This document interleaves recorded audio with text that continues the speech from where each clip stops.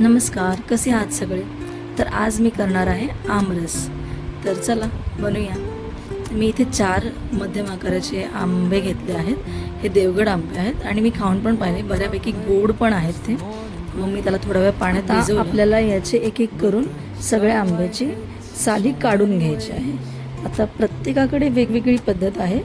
खरं तर पहिले आई वगैरे करायच्या ना, तर पूर्ण आंबा असा पिळून काढायचे, त्याला मऊसूत करायचे आणि मग देठ काढून मग तर आंब्यातला रस बाहेर काढायचे आणि मग तो आंबा असा मस्त पिळून काढायचे.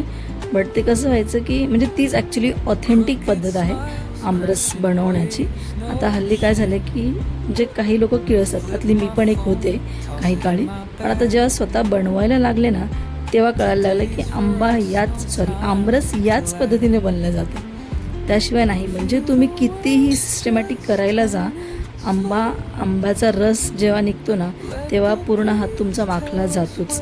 तर त्यात काही हे नाही आहे. त्याच्यासाठी तुम्हाला फक्त हात स्वच्छ पद्धतीने धुवून घ्यायचं आहे, जे मी ऑलरेडी केलेलं आहे. माझा हात स्वच्छ धुतला आहे आणि मग मी असे एक एक करून सगळे जे माझ्याकडचे आंबे आहेत ते त्याची साली काढून घेते. पहिला आंबा काढला आणि त्याची साली काढली तर आणि आंबा कट करून पण टाकून दिला. मग म्हटलं आता 3 जे उरलेले आंबे आहेत ना, तर ते एकत्रित त्याची साली काढते आणि मग पटकन ते कापून त्या टोपात टाकून घेते.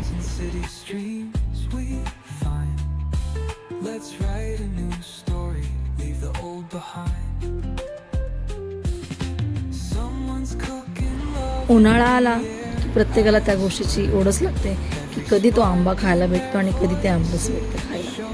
तर मग माझ्यासारखे असे खूप जण असतील ज्यांना आंबा आणि आमरस खूप जास्त आवडतं.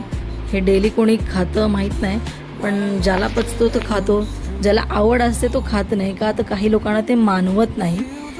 तर पण आंबा हा प्रकार मला असं वाटतं प्रत्येक व्यक्तीला आवडत असेल, कारण हा फळ असा आहे जो आपल्याला फक्त या सीझनमध्येच खायला भेटतो. म्हणून ती खाण्याची आतुरता जी आहे ना, ती खूप जास्त असते प्रत्येकाला. इथे अचानक माझं लक्ष जातं की खिडकीवर कावळा बसलाय. तसे कावळे सतत येतच राहतात. आता आम्ही तिकडे काय ना काय देत राहतो त्यांना. म्हटलं आता आंबा मी कट करते, त्याला विचारलं काय पाहिजे, तो तिकडे बसलाय. म्हटलं चला देऊया एक पीस आंब्याचं, त्यालाही जरा गोड लागू द्या की सीझनचा आंबा आहे, त्यानेही खाल्लंच पाहिजे ना, नाहीतरी त्याला कोण देणार आपल्याशिवाय. मग मी तो एक आंब्याचा पीस तिकडे ठेवला, त्याने पटकन उचलला आणि मग भुर्रकन उडून गेला.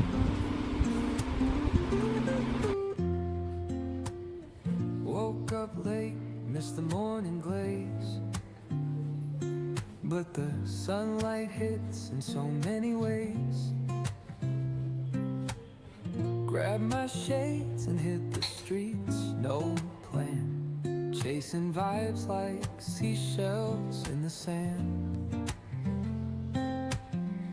Radio hums a tune I can't name. आंबा कट करतानाही त्याचा रस सगळा बाहेर येतो, म्हणजे किती रसदार असेल हा आंबा. मी आता या सगळे कट केलेले आंब्याच्या पीसेसला वाटून घेते एका मिक्सी जारमध्ये.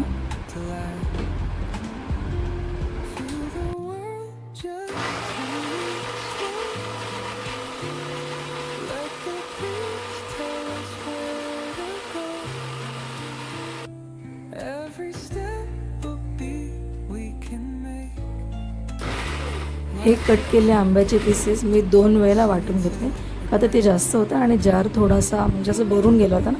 मी त्याचे 2 भाग केले आणि त्या पद्धतीने मग ते वाटून घेतले.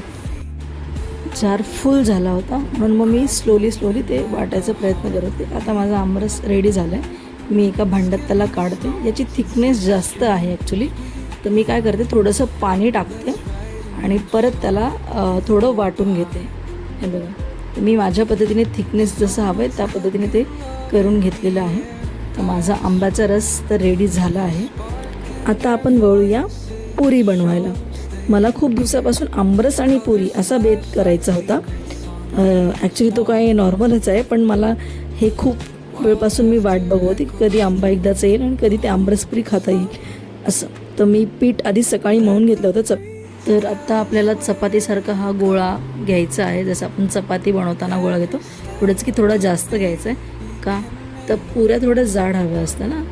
तर मग मी हा गोळा घेतला आहे हातानं थोडं पीठ लावलं. आता लाटून घेते.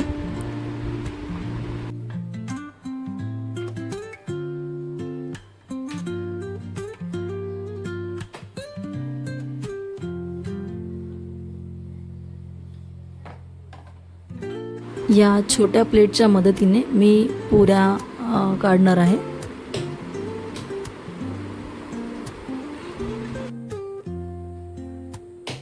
Woke up late, missed the morning glaze. But the sunlight hits in so many ways. पुऱ्या तळण्याआधी आपलं तेल किती गरम आहे ते आपण पहिले चेक करावं, कारण मग डायरेक्ट पुरी टाकली की ते तळली जात नाही व्यवस्थितपणे. Radio hums a tune I can't name. Crooked बरं, इथे मी पुरीसाठी फक्त गव्हाचं पीठ घेतलं आहे, कारण मैदा मला आवडत नाही गव्हाच्या म्हणजे पुरीसाठी. आता तो कडक होतो थोड्या वेळानंतर. गव्हाचं पीठ आपण फक्त यूज केलं तर पुऱ्या नरम राहतात किती वेळानंतर तुम्ही खायला घेतलं तरी. किंवा मग तुम्ही त्यात थोडंसं रवासुद्धा टाकू शकता. let the breeze tell us where to go. Every step a beat we can make. एक एक करून मी बनवलेल्या सगळ्या पुऱ्या तेलात तळून घेते. एकदमच तळलं जातं असं तर. पण पहिले मी सगळ्या पुऱ्या करून घेतलेल्या आणि मग त्या तळायला घेतल्या. ते फटाफट तळते. चांगल्या पद्धतीने पुऱ्या फुगतात पण आहे. ते तेल प्रॉपर पद्धतीने गरम आहे म्हणून. Let's write a new story, leave the old behind. तर अशा प्रकारे एक एक करून माझ्या सगळ्या पुऱ्या तळून झालेल्या आहेत. आता हा बघा मस्त आमरस आणि पुरी. आज छान असा बेत मी आज केला आणि यावर एकदम असं ताव मारणार आहे मी, कारण खूप दिवसाची इच्छा आहे खायची. आणि आज आमच्या घरात हे जेवण आहे. तर या तुम्ही जेवायला.